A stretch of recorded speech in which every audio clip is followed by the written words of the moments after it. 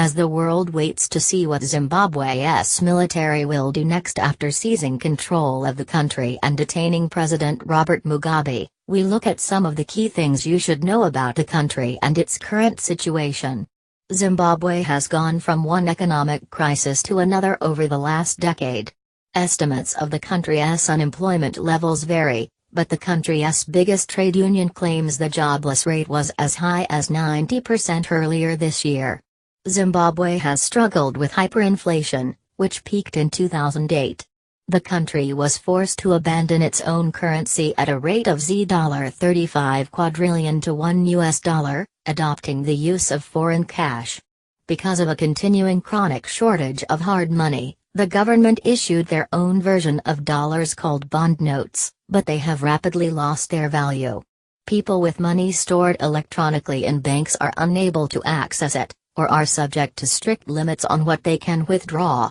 Because of this, cryptocurrencies that are traded online have risen in popularity.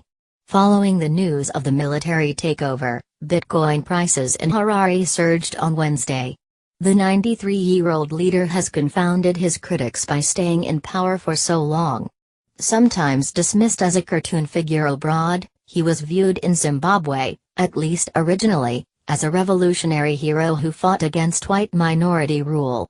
But he and his supporters have used violence to keep a tight grip on power, using the machinery of the state to bolster his party and himself. His party says it is fighting capitalism and colonialism, but the country's economic problems have tested even his most ardent supporters.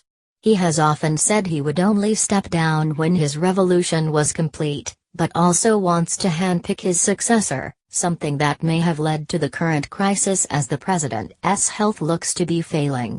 Read more: Robert Mugabe, revolutionary hero or the man who wrecked Zimbabwe?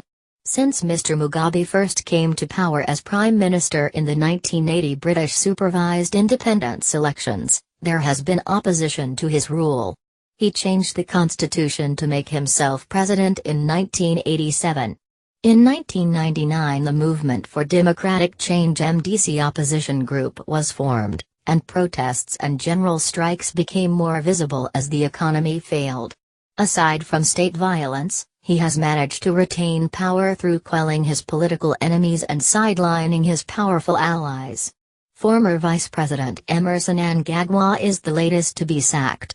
Mr. Mugabe's recent moves to line his wife Grace up as a potential replacement look to have been a move too far.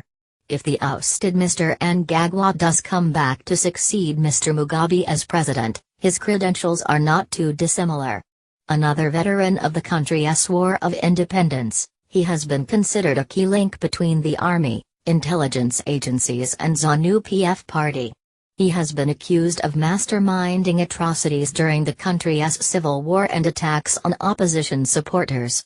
In the last 4 decades, the country has been dominated by veterans and the military looks to have intervened to keep that status quo. As noted, the people being touted to take over from Mr. Mugabe aren't necessarily radically different from him in political ideology.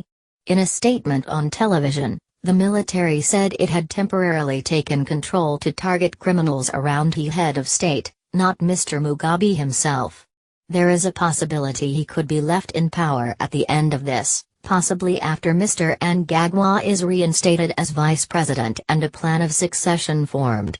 Or he could be kept on as a ceremonial figurehead while others take control of the country's affairs more directly. Do you have a question about the situation in Zimbabwe you'd like us to answer? Send your question to javier@bbc.co.uk and we'll investigate a selection. You can also contact us in the following ways: